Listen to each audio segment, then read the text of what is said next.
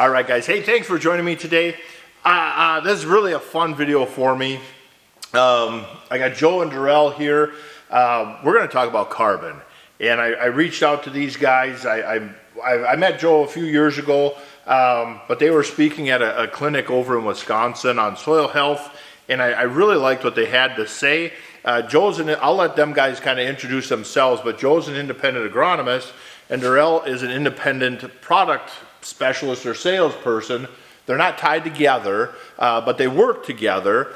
And as a farmer, I like it because if I have Joe doing agronomy work for me, he doesn't get paid unless I get good results. And the same with Doral's products. If they don't function or do what they're supposed to do, he doesn't sell any more products. And so I really like it. And both guys, we click, all three of us just click, because I finally found people up the ladder or up the rung from me that they're smart. When I'm up there asking, like, why do I get a response from fungicide? Why if I get a response from a biological, do I buy more biological products, or do I farm more in a biological way? And these guys are like, love it. And so I'll let you guys introduce each other, or introduce yourselves, and then we'll kind of just talk about carbon products and some other stuff, and just see where this goes. I did learn one thing here before we get into a little housekeeping advice for you guys, because you guys do a lot of presentations. When the other presenters are asking, did the crowd, has anybody done no-till or cover crops or anything like that? I'm just saying, don't be the guy to ask the crowd, are there any single moms? It did not work out very well at all, and so it kind of changed the pace of that presentation for me. But I'll let you guys introduce yourselves, and we'll just go from there. What a great way to do it. Wow, thanks, John. So I am Joe Ailts, independent agronomist serving Northwest Wisconsin, East Central Minnesota. I spent 14 years in the medical industry before I came to agriculture, but finally answered the call. Spent 8 years at Pioneer Seed Company as an agronomist there. We parted ways about a year and change ago, and now doing this independent thing. Absolutely love it. No bias that I bring to the table. I get to serve on behalf of the farmers, and it's a pretty darn cool gig. Doral Hubart, I'm from Baldwin, Wisconsin. I cover pretty much the central west side of Wisconsin, territory out in northwest North Dakota. And I've been doing the independent sales business since '07. So I'm able to pick out what I find is working for my customers, and that's what I go with for products. So. Okay. So starting with carbon products, as the farmer, where do we get the carbon products? Why should I care about carbon at all? Is there a difference in the quality of products? Sure. I'd like to start with let's talk about carbon and why it's important. I think this is a good place to start, and then kick it over to him on where to go with that. So the reason why I always say that, because I want to set the stage with a really, really important factoid that I came across recently. So corn plant is out there, soybean plant's out there all summer long collecting sunlight. That's what a plant does, right? Yep. Its job is to manufacture sugars, right? Okay. Right. That's what these plants do. They manufacture sugar. They are sugar factories. They convert sunlight into sugar. That's their job.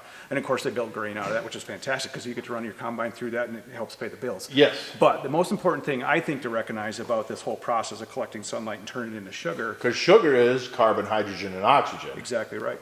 It's what these plants do. You nailed it. Nailed it. We're off to a good start. So these plants build sugar all summer long. The fact that I think is really, really important to recognize is that sometimes upwards of 30% of that sugar built by a plant is sent out of the roots into the soil. Okay. So it blows my mind. There is a 30% tax on the work that plant does that is just given away. Does that sound familiar to you? Does that sound familiar to you? 30% tax and you work where you just have to give away. The soil is our government. Right. So I get just mind-blowing. We've accepted that as humans. We have to do that because our government says so. But a plant apparently does it as well. So I think this is a fascinating thing. 30% of the sugar that they make, sometimes it's upwards of 40%, sometimes less, whatever, doesn't make a difference. That is sent out the roots into the soil. For what reason, though? Why does it do that? Why are we paying this tax? Well, microbes eat this sugar as a primary carbon source. Got to feed the microbes, right? I'm sure you've said that 1,000 times on Yep. this. And so this plant pays this tax to the microbes. The microbes then consume this sugar. That's their primary food source. What do they get back in return? What are these microbes doing for the plants? Well, these microbes then take that sugar, they turn that into CO2 as part of metabolism, right? We breathe, we metabolize sugar, we turn that into CO2. So no different between what you're doing and what a microbe is doing on a molecular level. That Okay. CO2 then comes out of the soil. Where does it go? What does it do? Feeds the plant. So that's part of this really, really interesting cycle that involves carbon. Carbon's the center, the core of this whole dialogue.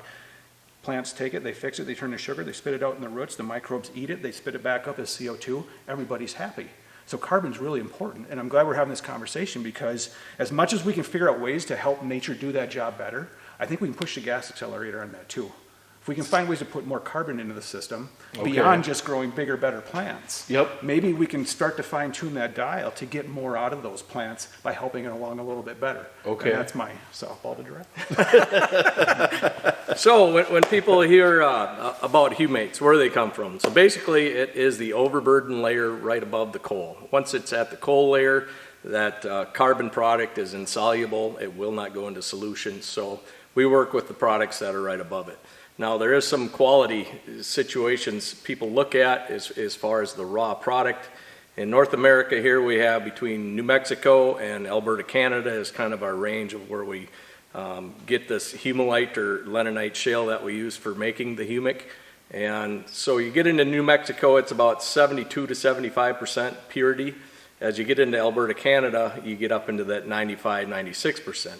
And why that's important in the quality of a product is because when they go through the extraction process and extract the humates and the carbons, the fulvics off of that material, if there's a lot of impurities in there, it takes a lot more effort to get that to happen. End result, if they don't do a good job at extraction, it ends up in a jug, ends up in your tank, ends up in plugging your planters up. So the biggest thing about raw products, in my opinion, is to find a very clean starting lenonite shale that the extraction process is much easier, so you don't have to run into those situations. So there's also different types of extraction processes and time that takes to get that humic molecule extracted from that lenonite shale.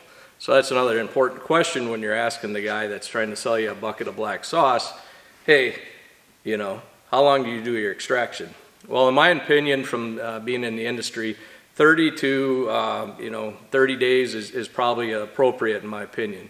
There's a lot of guys that do it in 24 hours. It doesn't allow that product to actually release the impurities in the lignin that's tied to that molecule. So that's a big important process also in asking the question. Is that something we can, like if I go in and the sales agronomist says, hey, look at this product, is that information I can see or is that information that he has to get to a rep? He would actually have to get back to you on that because that's not something you see on a label. But they're going to have a percentage on there generally. On a liquid product, it shouldn't be more than 12% because if it is, there's a potential that you're going to have fallout because the molecules are too heavy, too much in suspension. What shouldn't be more than 12%? The actual finished product, 12% humic acid or humic product in a solution. Okay. So yeah, there's some companies that promote 24-ounce rates. I've seen them. It looks like tar in a jug. Okay. They got to cut it with water, and it's not a good process. So okay. In my opinion, you should be able to dump a jug in your planter and go to town and not worry about doing extras. It should work. It should work. So then, you had said humic, is there a big difference between somebody selling me a carbon product and somebody selling me a fulvic acid or humic acid? So I'll touch on humics and fulvics. So basically the industry, a main part of it as far as fulvics go, come from humic acids or humics. Okay. It shouldn't be a humic acid because actually the product is alkaline. It runs between a 9.5 pH up to 11 pH product. So it gets the name humic acid because of the fulvics. So all humic acids have a level of fulvic in it. The only way to know how much is to actually extract the fulvic out of the humate and then you can measure it. Okay. So they've got to actually take that product to a 2 pH to get all the humates and humans to fall off the carbon molecule to just have the fulvics left. So there is a difference. So yes. So a highly extracted fulvic goes through quite a process. That's why good quality fulvics are expensive. Okay. because of the extractions. Okay. So then one person wrote in foliar feeding, carbon products, fulvic acids, humics kind of things. Is that better or the same, just different with these carbon products? Because like I'm going with a dry carbon product in my strip till this year to introduce myself to carbon products. Sure. Other guys want to foliar, and through Conklin I've got their what is their source or whatever their product is that has the fulvic acids and sugars to mix in with the foliar feed. Is there a difference between the dry and foliar? Sure. I have a few things to say about that. For me, it's always important to start with some definitions. And so we're talking about carbon, and we're talking about humics, and we're talking about sugars.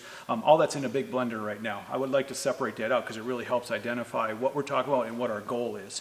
So right now, sugars and humics, I think, are probably some of the hottest topics in all of agriculture. Yep. Everyone wants to dabble with this. Everyone's Yep. got a product, right? Everyone's trying to push that out there. Yeah. What are we trying to accomplish with this, though? I mean, I want to take a step back and say, what are we actually trying to accomplish by using these products? More yield. Well, of course, right? More It's the yield. only thing that matters. That's the only thing that determines success, clearly. O'Doyle rules. Yes, he does. Sorry. Don't forget Keep that. going. Yes, indeed, more yield is always the goal, but how are we getting there? And is that the best path to get there? So the way I go about thinking about this is that these things all serve a very specific purpose. And we need to determine what purpose we're trying to achieve by using these things. So for example, when I think about humic acids, and they do a lot of really cool things, no doubt about it, in terms of soil microbiology, in terms of the soil itself, in terms of plant health, I think the greatest use for a humic acid, from my point of view, is giving the microbes both food and shelter in the root zone. That seems Okay. kind of important, doesn't it? Yep. Because if we have happy functioning microbes in the soil root zone where the roots are going to be and where the fertility is, that to me seems like a path to more yield. Yep. Just plain logic here. So thinking about humics and sugars and such, you know, the best place for me to put those from a logical standpoint is right underneath the plant root structure. Yep. Because if we assume that these things are going to be feeding microbes and plants, there's no better place to put that. So that just makes sense. I'm not taking away from the foliar aspect. I think there's Yep. a place and there's a goal for that as well. But when I Yep. think about the use of these carbon-based products, right underneath the plant root structure makes the most sense for me. Because the carbon is the food source for the microbes. It's not like the other part of our foliar feed is our boron, zinc, our heavy metals, which were great as a foliar product because they're going into the plant to feed the plant. Yeah. The carbon going onto the plant isn't feeding the plant. It's got to go through the plant or drip off the plant to get to the soil life. A little bit of both, actually. Okay. Yeah, go ahead. In the humic side of it, yes. You know, as far as a foliar application, you're going to see some responses from a humic Okay. because there's fulvics contained in it. The Okay. fulvics is what easily translocate into that plant and mobilize those nutrients. That's why they use it for a add-on to, say, a micropack will have fulvic. Okay. Same thing with a sugar. You're giving that plant a quick dose of energy because of the carbon, hydrogen, and oxygen. Therefore, they want to take in what's on their plant leaf structure. Okay. So as far as a humic, and I look at them, they're a very complex molecule when you really look at it. And the other important thing when I talked about is the raws in the extraction process now becomes the quality of the extraction and how clean you can get that carbon molecule. Because if you get it very clean, it has a lot of places to attach other molecules to it. So it's a Okay. stabilizer in my sense. So that's why I like it in the soil. So if it's a stabilizer, is it possible we don't look at some of these products as a yield booster, but more if I add a carbon product, can I do some studying to get the same yield on much less inputs? Yeah, that's a great point. So the answer to your question, I believe, is yes. Okay. I think humic acid has this incredible ability to serve as something that can essentially increase the size of the parking lot. Let's use that as a metaphor. Okay. And so if you're familiar with the concept of CEC, cation exchange capacity, on a soil test, that is the measurement of the size of the relative parking lot in your soil. Okay. How much nutrient, how many cars can you park in this lot, right? Okay. You go to a Walmart, their CEC's through the roof, right? Yep. There's a lot of parking spaces there. There's central Minnesota, number 40, kind of beautiful Yep. stuff. But you go to the local tavern down, you know, Yep. in rural countryside Minnesota, Wisconsin, Yep. you don't have a Walmart parking lot. No. So that's a low CEC, correct? Yep, you got the 3 and 5 car There we go. stalls. There we go. Yep. So that same concept applies to what happens in the soil. What we're trying to do with things like humic acid is create in a very small zone a much larger parking lot. And that's what Okay. humic acid has the capability of doing. Correct me if I'm wrong, but I believe the CEC value of pure humic acid runs 350 to 400. So Yep, it's incredibly high. it is, yep. My product that I currently handle, it's a guaranteed 307 in the jug. So 307 means that it can hold 300 times its weight in nitrogen versus its own carbon weight? The number itself is less relevant. It's more from a relative standpoint. You know, a typical soil is going to have high single digits to low teens CEC value. Okay. What that number means is a long scientific thing. Like, Yep. let's Okay. just say for the sake of this, it's irrelevant. However, so compare that, the soil being low, high single digits, low teens, Okay. to something that's 300. So we're talking magnitudes of order, more parking spaces Yeah. for nutrients to latch onto. Okay. So the concept being from a nutrient stabilization standpoint is you're putting this in the furrow or 2x2, you're creating a lot more parking spaces right In where that it needs zone. to be. In Okay. which case things like nitrate and ammonia and your cations and other nutrients that are very important that could be moving in the soil profile are now Okay. going to be loosely bonded to this humic molecule, hanging Okay. onto them into the root zone and then releasing them as root acids and exudates come and grab those and pull them off. So if I use the carbon product with my urea, I throw a dry carbon product with my urea, can I not use the insecticide type soil life killing stabilizers? Great question. I agree with 100%. And that's just due to the fact of me doing a lot of jar tests with both dry and liquid humates up against these bacticides that claim that they're actually working, or a polymer that's preventing that end from, turning into ammonia and volatilizing. Yeah. So, yes, I really believe that, because you can take a good liquid humate that's been extracted correctly, mix it with 28, put it in a jar, and basically you can almost stick your nose in it. What's that telling us? Oh, sure. The end that was volatilizing has now found a place to bind to that carbon molecule, and therefore it's Okay. protecting it. So that's the stabilization. The industry will argue with you about that, but somebody's nose is gonna, take over that race pretty quick. Yeah. When we can prove that just through a simple sample like that. The other thing that also happens with a carbon molecule, being that it's both able to attract negative and positive molecules, is it actually buffers the salts also in a product like 28 or 32%. Okay. Not only in the jug itself or in your tank, but also when that biology comes in contact with that molecule in the soil, now they don't have to deal with the chlorides and sulfur, the sodium that they would with the humic not being there. So Okay. I've basically done a simple test. I have a cut on your finger, you put some humic in 28, you dip your finger in it, it doesn't even burn. It's a really crazy situation, but Yeah. just in life in general. So that leads me to the fact, if I can do that and not have any pain, our buddies down below us that are working for us are going to be in that same relationship. Okay. So- So then we want to cut him out of the picture because that's money leaving my farm. I've been cover cropping and reduced tillage and building soil health. At some level, I've been building carbon in my soil. And so how do I know? Can we look at does carbon to nitrogen ratio mean anything to us? Because I feel like I'm at a cul-de-sac, or I'm kind of on cruise control. Now that I've got myself up and running, I'm still advancing my cover cropping and learning how to get better bang for the buck there. Sure. So what we did was move to perennials. So all acres last year, one field was green fallow for the year with alfalfa, clover, hairy vetch that just ran wild. And then it had all winter to mineralize, and all we did was mow it once. There has to be a ton of carbon or a little carbon. Is it a math game? Is it that simple that it's a math game? It is a math game. It's a very complex math game. I wish it was a simple math game because that would make all of our lives easier, but it's not. Okay. It's a beyond calculus game. Okay. A few thoughts on that. I like where you're going with that because the assumption is that if you're doing all the right soil health practices, you should be able to move the needle on something. Well, what is that something? Yeah, well, at some point I should be able to pull back inputs, but how? Yes, exactly. You're asking the right questions. The same question that I'm asking myself, because if there are certain ways that we can measure certain parameters that give us an indication that the things we're doing out there are doing well for the soil and the microbes, then there's a way to draw a link between, okay, we know we've hit this certain threshold on these measures. Now we feel comfortable pulling back our inputs because we're letting the microbes mineralize the parent material, which is unlocking nutrients that you couldn't previously access, right? Yeah. At least that's the philosophy. That's how you go from not putting removal P and K rates out there to something very, very little, if anything at all, and letting the microbes do the work for you. Yes. The missing link, from my point of view, is figuring out what can we actually measure to determine what that has been moving.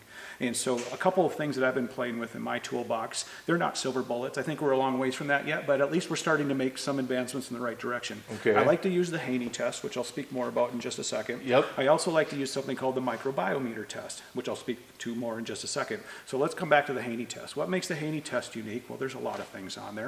It's got a whole bunch of soil health parameters, some of which are controversial, some of which offer some really cool insights. Yep. So they have what's called the water extractable organic fraction of both carbon and nitrogen. Okay. That's pretty darn cool. We can now measure more specifically the different types of fuel sources that microbes and plants need to do a better job for your crops all around. Okay. So back to your point of you're doing all this stuff, you don't want to buy his stuff, are you moving the needle on carbon? Well, I think the Haney test offers the opportunity to take a measurement, compare that to something that you've done that moves that needle, and then look at those results to say, am I moving the needle? Yeah. That tool does exist. What those numbers actually mean, we're still learning a lot about, but I think there's signals there. I think there's a signal there that we can run with. Okay. So another point that you made that I think is important to focus on is that you put a whole bunch of plants out there that conceivably dumped a whole lot of carbon into your soil zone. Yep. That's a good thing. No one's going to disagree with that. When you do that, though, you cause those microbes to go, wow, buffet. Gobble, gobble, gobble, gobble, gobble. Yep. So the question is there really all that carbon out there, or did you just feed the microbes so that they're so full that there's nothing left to measure? That's where we're still trying to figure this out. Yeah. So really what we're trying to do is look at, can you measure the water extractable organic carbon and the water extractable organic nitrogen? Can you measure how many microbes are out there? Because if you feed the microbes, they should multiply, right? Okay. And then, so you look at soil respiration, how Like much are your they breathing? CO2 type Exactly, first? right. So you have to take all these different measurements and put them into a bundle and start to try to interpret whether or not you're moving the needle. Okay. So it gets complex. I think there's ways to pull some signals out of that and start to determine, yes, these things are actually making a difference. Yeah, because it's nothing personal. I like to support good guys like him that try to have honest products. Yep. I'm a believer in if I build it, it will happen. Yeah. But at the same time, maybe a good quality product. We're all, for those that are doing the right thing, trying this stuff. Yep. Maybe a product like that can help make that leap or And that's where I jump. think we can pull this thing together because you're doing all the right things. Yeah. You've got these microbes that have just eaten all that carbon you've created. You want to push the accelerator a little harder, right? Yeah. Because you're trying to pull something back out of that system that nature wouldn't otherwise provide. You want more bushels. Yeah. Nature may not be capable of providing this because it's an incredibly self-regulating system. So enter his type of products to help push that accelerator to the floor a little bit, but not burn the system out. Yes, because it'd be nice to get to the point where my goal someday is to have soil that can get me disease-free, pest-free, and make a good production. Doesn't have to be maximum production, just a good production with very little to no inputs type stuff. Sure. And that's how I kind of look at across the whole board of my product lines, not only the humics, but sugars, kelp extracts, the other things I work with, is all very, very low salt or no salt at all. And because how I look at it is, how does Mother Nature centuries still have all of our living, forests that nobody touches? Of course, we're not pulling the grain out. That's the argument. We're not pulling the grain out. So how do we treat Mother Nature back to providing something to her that's not going to cause damage to the biology? Yeah. And that becomes, in my opinion, salts are one of the biggest things that we deal with. Okay. So by having the humic in there, basically we accomplish a bunch of different things. So analogy for me is basically your field out there is your camp wood fire just sitting there waiting for you to come over. Your plants that you put out there, that's a little, you know, lighter. You're just starting to light a little bit. Okay. You throw the humic at it, and it's like dumping gasoline on there. Okay. That immediate reaction for that biology is like, wow, we got a new carbon source that's clean, we got a place to live, and as they mineralize stuff, that has a potential to tie back to the carbon and stay available to that plant instead of tying back to something. We just opened the doors to Old Country Buffet at 10 in the morning to the waiting crowd. So when guys say, you know, you're putting a quart or 16 ounces, in my case with my product out there, how's that going to do anything on a whole acre? Yeah, well, 'cause there's basically only it is 2 million pounds in the top couple inches per acre. And basically, you got to really look at it as it's just that starting that fire of that biology that's in that soil, and creating that gas pedal. Yep. And then giving a place for them to live currently to do their job. Okay. Yeah. So, Because we're so used to that, buy a product, gain that yield bump. But the problem is, as farmers, like this year, there was a lot of talk that, hey, my infurl is going to cost me, you know, $50 an acre or $70 or whatever. Well, yeah, but it's going to make you 10 bushel. Well, the 10 bushel barely pays for the infurl. Exactly. So at the end of the day, I combined, trucked home, dried, stored, and trucked away 10 extra bushel for no profit to me. Maybe I made 11 or 12 bushel, so I carried 12 extra bushel to get 2 bushels of profit, or maybe it made 9, so I did 9 extra bushels. But you beat the neighbor. But I beat the neighbor, yeah. And so that's the hard part for us farmers is that, you know, but my train of thought with the legumes as covers instead of just some oats and brassicas that die is that now in the springtime, I get a second green flush out of that same cover crop dollar. Yeah. I'm still at the early point where I still have to terminate that cover crop to put in my cash crop, but it'd be nice to take that next leap of once the cash crop is up and running, instead of a residual herbicide, come back with another cover crop to keep that carbon cycle going. Yeah. But we do have cows, and they showed that good managed pastures with cattle just is one of the biggest carbon sink or additives you get. Yes. So if we talk carbon, that's feeding biology. So now what about, there's only what, 3-4 biological products out there? That might be overestimated. That's overestimated. So do Times 246. Do we have to start buying biological products, and how do we know what biologicals? I mean, if I throw Pivot Bio in with if I put Pivot Bio on this year, there's 40, 50, 80 N credits I no longer need. So how do we know anything about that? Before he gets in deep, I'll just throw it out there. Because this is a good subject for Joe to get on, so he just wound up the old chainsaw. I believe when you're looking at a biological, the first thing you got to look at is, what are you trying to accomplish? What is that bug in the jug going to do for your soil environment or your plant? Okay. So you really got to understand, and I can't completely honestly say I understand because there's thousands and thousands of different blends of this stuff. Yep. So you really got to key in on the person selling the product and say, hey, you've got 7 bugs in here. What are they going to do? What are they going to help mineralize? Are they going to help with disease pressure? You know, are they going to atmospheric end conversion? What's going to happen? Sure. So that's the first question, and I always would ask somebody. And the second question is, all right, this shit works in a lab. Sorry, it can work in a lab. It works in a petri dish, and the environment's perfect. And now we put it in a jug. Okay, that jug goes to a shelf somewhere in somebody's shed, and then you get it. And the question is, how long can those bugs stay alive in that jug? Right. What's in that jug to feed those bugs? Or if they're non-active, what actually activates those bugs? Yeah. And then the second thing that comes down into it, and I hear this from a lot of guys, well, how do we, can we put it with anything? Well, sure, yeah, it should work. Well, as soon as you put a live culture into a salty solution, whether it's your spray adjuvant or your herbicides, what's the degradation level? Ask that question. How much of that population did I kill the first 5 minutes it was in that solution? Yeah, because we're going out to spray a herbicide anyhow, so you might as well. Right. Yeah. Piggyback. Throw her in. Yeah. Yep. So those are the questions that I would ask.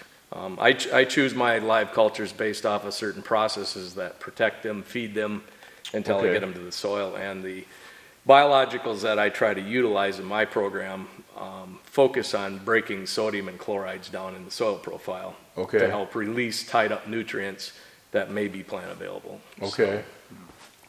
Off to Joe. Here goes the race. Threw me the softball this time. Refill your coffee, apparently. I think the moral of the story is you can't manage what you don't measure. And let me back up one more step. Personally, I think biologicals is probably the coolest thing in agriculture of the next decade. Well, had to change batteries. Okay, Joe. Continue on. Sure. You cannot manage what you don't measure. I think this philosophy should should apply to how we select biologicals as well. Kind of what Doral mentioned. What are these things doing, and what's your goal to try to achieve? So one of the ways that I think we should be approaching this is figure out what tests are out there to try to assess what biologicals in our soil are doing. And what are we trying to accomplish? There's a biological that covers any particular soil process that we're looking for right now. All promising egregious yield numbers, of course, right? Because that's what they all do. But unless we know what they're trying to specifically do, what are we even doing? For example, there are bugs out there that help liberate phosphorus. There are bugs out there that fix nitrogen. There's bugs out there, as you mentioned, that protect against diseases. So it's not just go to the biological store and pick a bug and jug that promises the most bushels and pour it into the tank. We have to be more selective about how we approach this. So I mentioned just a few moments ago about the microbial meter test. The microbial meter test is something we can do on the back of a tailgate of a pickup that allows us to take a soil sample, mix it up in a little bit of a solution, and 20 minutes later, we've got a measure of total microbial biomass. So it's a really cool way to get a quick snapshot of how many bugs are in our dirt and what are they actually doing. In addition to that, we can look at something really important called the bacterial to fungal ratio. Because there's more than just bugs in the dirt. There's certain types of bugs that serve very important functions. You've got bacteria, you got fungi. Both are necessary in a complete system to do the best work. And striking balance between bacteria and fungi is a really important part of this puzzle. Maybe that becomes the goal in the biologicals we're using. How do we strike better balance between bacteria and fungi? Because if we can fine tune that dial, all of a sudden the soil's responsive and the crop's responsive and everybody's happy. So these are some of the details I think we got to start paying attention to if we want to make biologicals pay for us. So you said what's our goal? So I went to AEA and I got their BioCoat Gold Mycorrhizal product. I trust any guy that can grow tomatoes free of blight, organically, free of blight and insect pressure. I will listen to him 100 times over before I listen to most other people. Because my wife is a pretty darn good gardener, and she still gets some blight on her tomatoes, and she's not doing it over hundreds of acres. My goal with that mycorrhizal seed treatment is to replace the Infurl. Infurl is your typical NPK with whatever magical micro zinc mix they give with it. That's a one-time shot, and it's very expensive now. This on corn is $5 to the acre. My goal is 20 bushel response. No, my goal is to simply replace that pop-up fertilizer program to just help get that seedling up and running with the theory that even if my soil can't support that much burst of soil life very long, maybe it can, maybe, I don't know. But while that seedling is developing, it's going to have opportunity for that to do something to just as a pop-up. Get that plant up and running. Anything it contributes is a contribution to the soil and not just a one-time NPK flash. Is that fair? Am I thinking correctly? Should I have higher hopes or less hopes? So a couple things on this that get my attention. Number one, a key microbe in this product is mycorrhizal fungi. They are hands down the coolest species on the planet. There's not even humans come close to the coolness of mycorrhizal fungi. So I'm glad to see that is in here.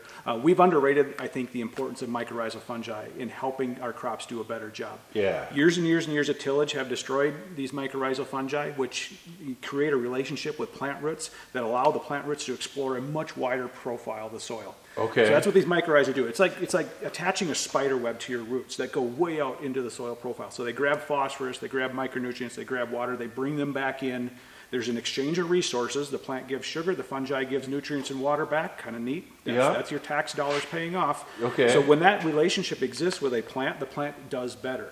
Okay. So the assumption in a product like this is that these mycorrhizae are going to help expand the root network of your plant.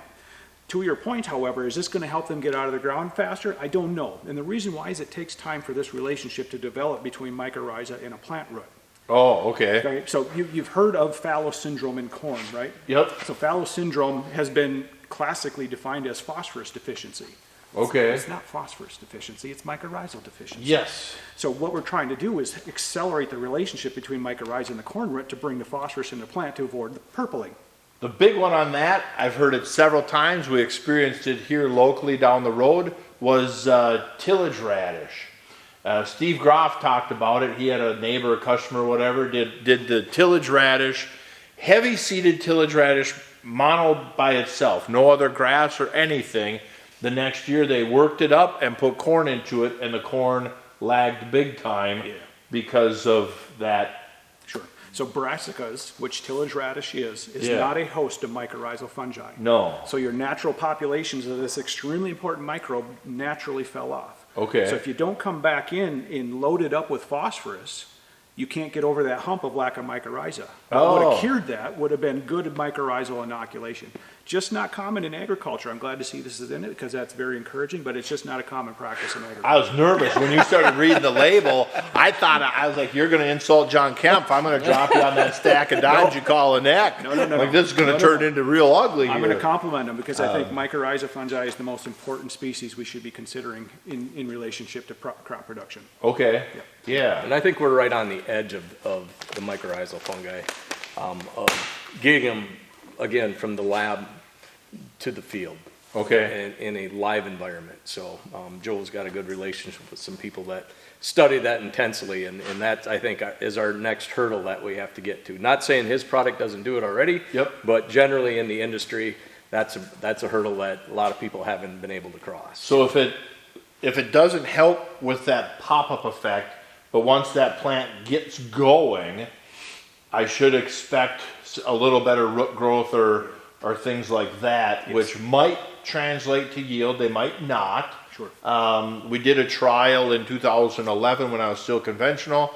I tried Bioforge. Remember Bioforge by Stallers? Did Bioforge, algae products, a bunch of furrow add-ins, USA 500 and all these other things.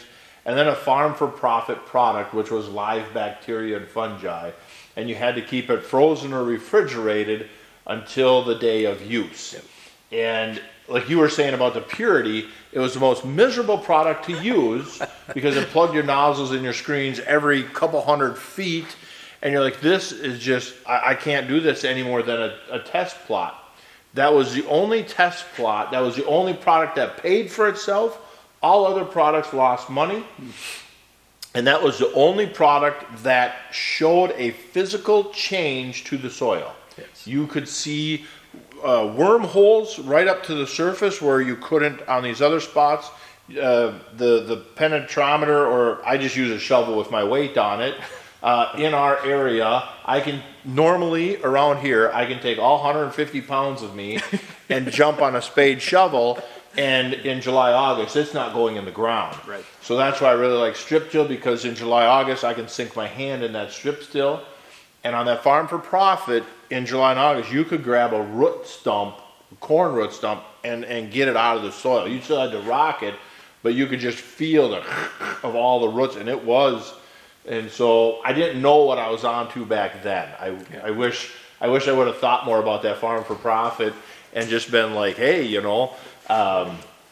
let's delve into this more. But at the time, I had very conventional agronomy people leading me down our path, and so And that's what you'll see, on some of the tests that Joe have done out in the farms with the biometer, where we have a very good high level of activity for one measurement on the score, but also a ratio of the bacterial to fungal size in there. You can do that literally. Go down, grab that plant, yank it right out of the ground. The ground is so tilty, it's able to do that. So Okay. with the use of humates, a good biological and stuff, that's a slam dunk for me. to walk out in somebody's property that just applied a humate in the spring, especially out in North Dakota, where we're all no-till out there, very arid, very, very, very tight soils. Okay. 4 months of application, we can go out there and pull a plant out of the ground. So it's a really neat opportunity when I can walk out and Yeah. very confident I'm going to accomplish that almost every time. Neat, Yes. neat.